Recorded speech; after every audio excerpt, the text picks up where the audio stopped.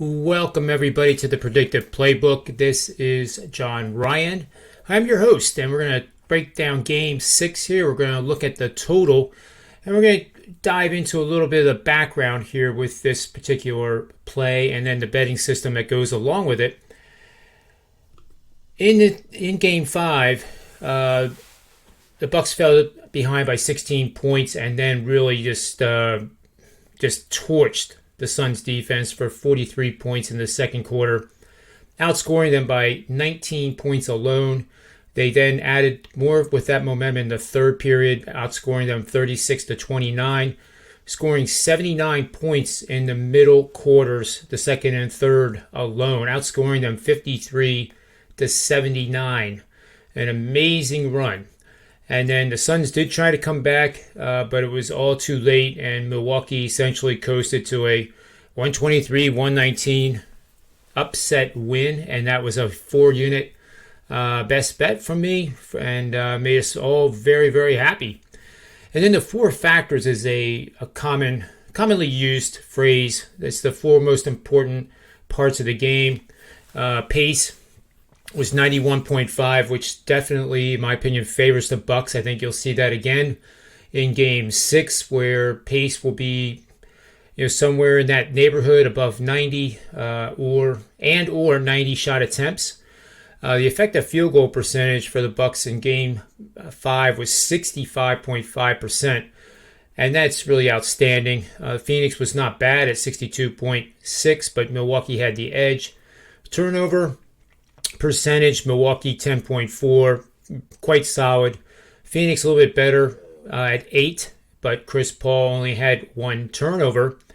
And I have some notes on that too that I want to share with you following a game in which Chris Paul had 2 or fewer turnovers. The Suns are 10-4 straight up and against the spread in the 2020 playoffs. So that supports the Suns on the side. I'm not saying that's a pick. I'm not saying it's not a pick. It's just a stat that I wanted to share with you guys. That is a pretty good one. And Chris Paul is being guarded by Drew Holiday, who is like a shadow with him. And I'm not really sure how Phoenix is going to adjust to what Milwaukee has adjusted to. So many people said Coach Bud of the Bucks was not adjusting. He was just sitting pat and not adapting to how the final series was going for them. But obviously they did in Game 4, and they kept tweaking that adjustment in Game 5, as you saw. So unless the Suns make an effort to adjust to what the Bucks have done, then it's going to be another long night for the Suns, plain and simple.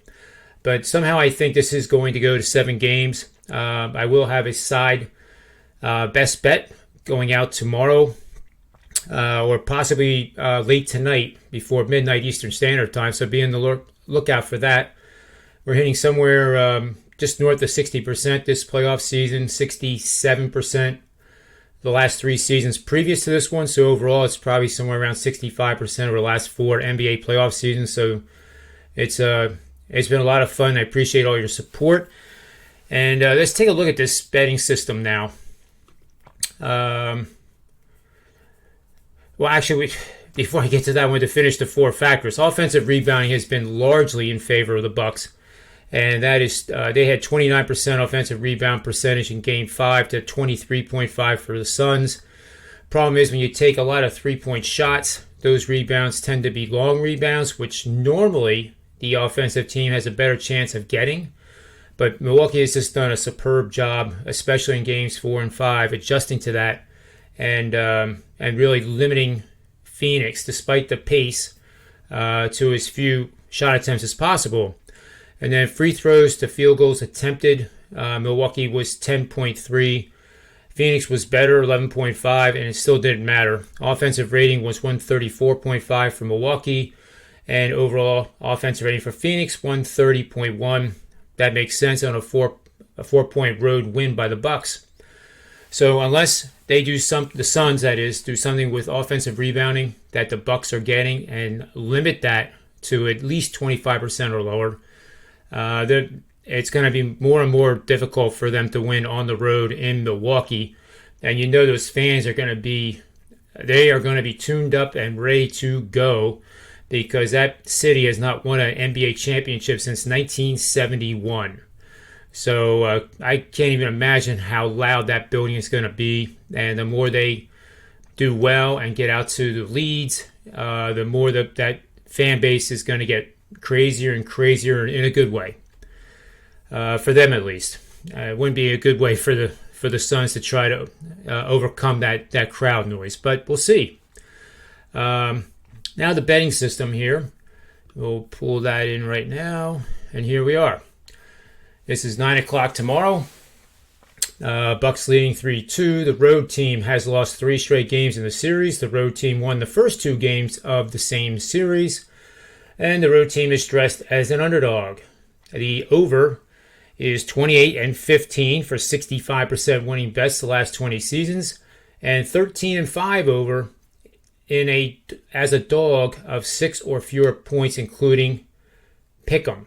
So again, this is going back 20 seasons, 28-15 for 65% in any playoff series where the road team lost 3 consecutive games in the series and won the first 2 games. So that does imply that they won the first 2 home games and then went on to lose the next 3 games, including Game 5, which was on their home court. Not necessarily 100% the case, but all the games that came up are pretty much that situation. So we're going to bet the over in Game 6. And like I said before the game tomorrow, obviously I'll probably put it out later today or tonight, the side selection I have for this game. And I've done very well, as you can see by the record there on the hot streaks. And as a special invitation, you can get 7 days of my all-access service. That's all sports. Right now, we're a little slow with Major League Baseball going to be the lone remaining sport. But we do have the Olympics. I know an awful lot about track and field and swimming and also golf, as you already know from the shows. And those are the sports I'm going to be focusing on in the Olympics coming up, and expect to do well in them, and look forward to providing those picks to you. But for right now, you can get 7 days at $39. You'll get at least 2 or 3 Major League Baseball premium picks per day. That alone would be anywhere from 17 to 24 picks. My normal cost for a pick is $20, so that's almost $500 of picks that you can get for just $39 by using the promo code RYAN7.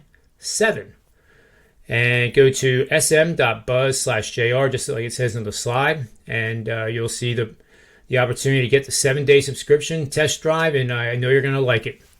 I appreciate you watching the show. I'm going to be back at 4 o'clock for Manny's Irish Pub Show, which is always a great show involving Tony Finn, Rob Vino, Wager Talk. And then throughout the week, we have Tony Mejia on Tuesday, Wednesday, Thursday, and plus a whole cast of Sportsmemo handicappers as well, featuring guys like Joe D'Amico, Jimmy Adams, Adam Trigger, Jesse Schul, and others that I don't mean to admit, just don't need to list them all. They're all great guys. Love having them on, and it is totally a lot of fun. And I always come away learning something, and I feel good about the show because we laugh, we talk about things that aren't even related to sports, and we enjoy it. And it's just like guys getting together at the pub after work for 45 minutes to an hour and have a couple of pints and talk sports and talk sports betting and just sharing all the valuable information that we've accumulated throughout the day. So I hope to see you there. And until then, on behalf of Sportsmemo.com, WagerTalk.com, and the Predictive Playbook, may all the wins be yours.